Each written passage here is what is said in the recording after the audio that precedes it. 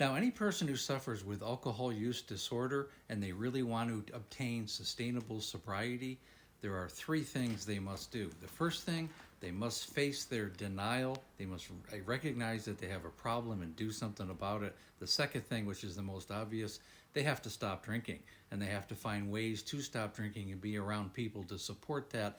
The third thing is they're going to have to recreate themselves. They're going to have to have new friends, maybe a new job, be around a different environment, and change their entire way of thinking if they're going to be successful in long-term sustainable sobriety.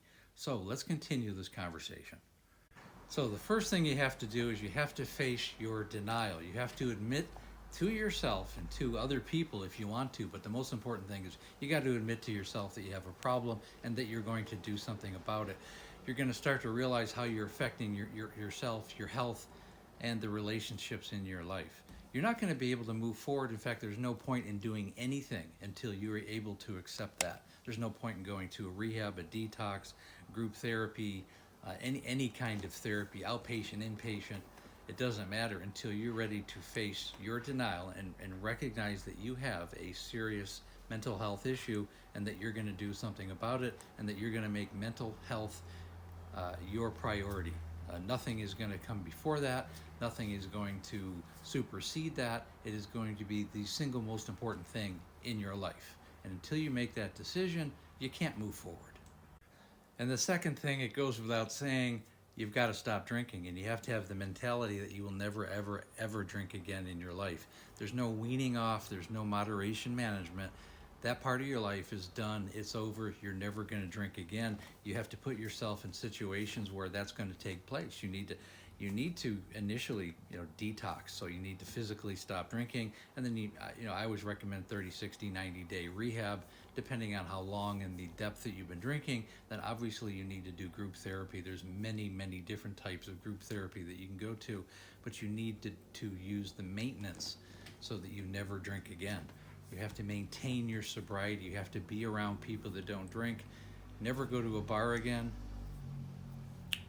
Don't drive around liquor stores. Don't be around people who are drinking.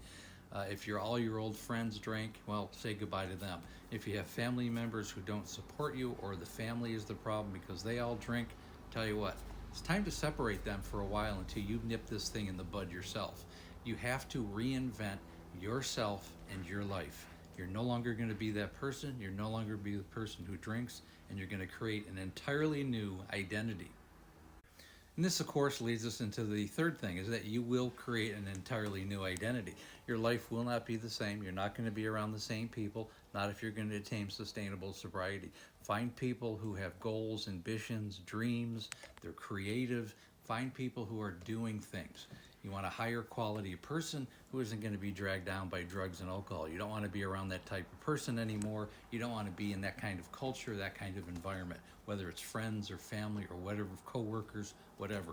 If you need to find a new career, then get the education you need for a new career. You're going to change your life, and if you're going to go in, you have to go in all in. There's no halfway.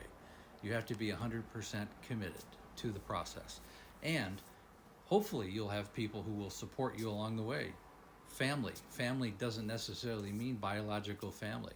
Okay, so you need to have people who will support you. Either you meet them in a group therapy, and you need people who will hold you accountable, and you need to build relationships around that. And I hope that makes sense. And once again, if any of these types of situations resonates with you, I've helped thousands of alcoholics. Please click on the link above, schedule a breakthrough call in the link tree in my bio, set up a time. I'll go over in detail, your story, and then we'll go over, the program itself. The call is free. The program is definitely not. But if you're ready to start and change your life, it's time to take, it's time to take action.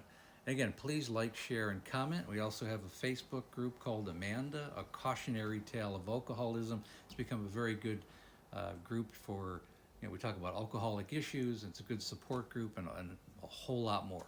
So once again, thanks for listening.